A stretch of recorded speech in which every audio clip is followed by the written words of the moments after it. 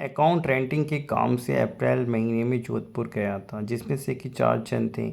एक मैं, एक मेरा सगा भाई, एक मेरा दोस्त, एक मेरे भाई का दोस्त।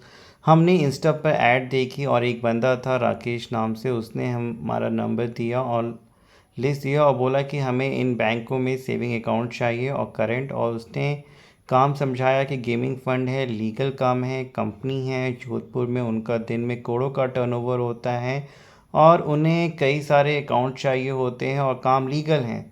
तुम ऑफ़र लेटर देंगे, काम होने के बाद एनओसी भी देंगे साइबर क्राइम से। ये सब बोल के उसने हमसे कई सारे अकाउंट खुलवा लिए।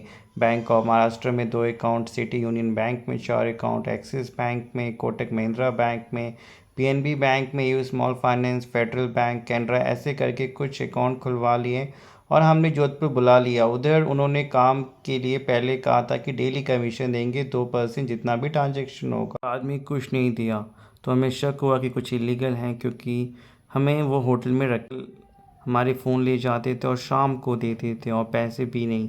जब हमने उनसे ज़्यादा प्रेशर दे के पूछा तो उन्होंने हमें जान से मारने की धमकी दी।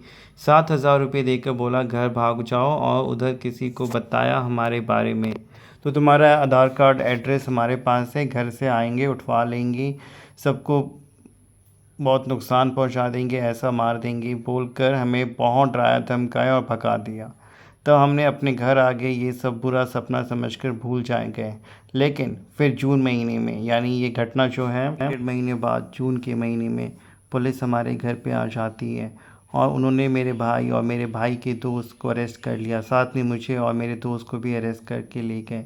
हमने उन सबको सच सच बताया। उन्होंने हमारे सारे अकाउंट मांगे जो हमने रेंट पे दिए थे। तब उन्होंने चेक किया हमारे अकाउंट के ऊपर पूरे इंडिया से जगह से करीबन 19 कंप्लेनें लेयर 1 एंड 2 में थी, कई सारी कंप्लेनें हमें। तब उन्होंने, तुम हमें जोधपुर वाले बंदे को पकड़वा दो तो फिर हम तुम्हें छोड़ देंगे। ये सुनकर हमने जोधपुर जाकर, उन्होंने हमारा, जिन्होंने हमारा अकाउंट यूज़ किया था, राकेश, राजू, इनको अरेस्ट करवा दिया और दिल्ली आकर उन्होंने कहा फ़िलहाल हम, मुझे और मेरे दोस्त राहुल को छोड़ दिया, लेकिन तुम पर अभी और भी कंप्लेन है, तुम्हें पुलिस कभी भी अरेस्ट कर सकती है, दुआ मांगो। तुम्हारे घर पे अभी कोई पुलिस नहीं आई है, लेकिन मेरे भाई के दोस्त को तिहाड़ जेल में शिफ्ट करके 318 बीएनएसएस के केस चल रहा है। लेकिन सर अभी तक घर पे कोई पुलिस तो नहीं आई है, ना ही कोई नोटिस आया है, बट मुझे डर लगा हुआ है कि क्या होगा। तो इन प्रॉब्लम से बाहर निकलने का कोई रास्ता है?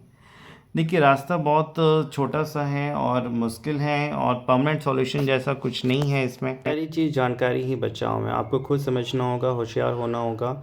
एडवर्टीज़मेंट फेसबुक पे, इंस्टाग्राम पे, यूट्यूब पे या व्हाट्सएप, टेलीग्राम पे, या आपका फ्रेंड आपको ऐसा कोई जॉब का ऑफ़र बताए कि पैसे मिलेंगे, अकाउंट दे दो, गेमिंग के पैसे आएंगे, लीगल पैसे आएंगे, बट आपको समझना होगा कि आपके अकाउंट का गैर कानूनी कामों के लिए इस्तेमाल किया जाएगा। फ्रॉड के, ठगी के पैसे आएंगे, अकाउंट पे कंप्लेन होगा, पुलिस आपको पकड़ेगी, अरेस्ट आपको करेगी, नोटिस आपको आएगा, प्रॉब्लम आपको होगी, पैसे भरने पड़ेंगे आपको, जेल और कोर्ट के चक्कर काटने पड़ेंगे आपको। ये जानकारी ही बचाओ है। वीडियो को जितना शेयर कर सके करें अपने दोस्तों, friend list, YouTube, social media पे, जिससे बाकी लोग भी ऐसे किसी फ्रॉड, ट्रैप और बैंक अकाउंट रेंटिंग जैसे स्कैम में ना फंसें।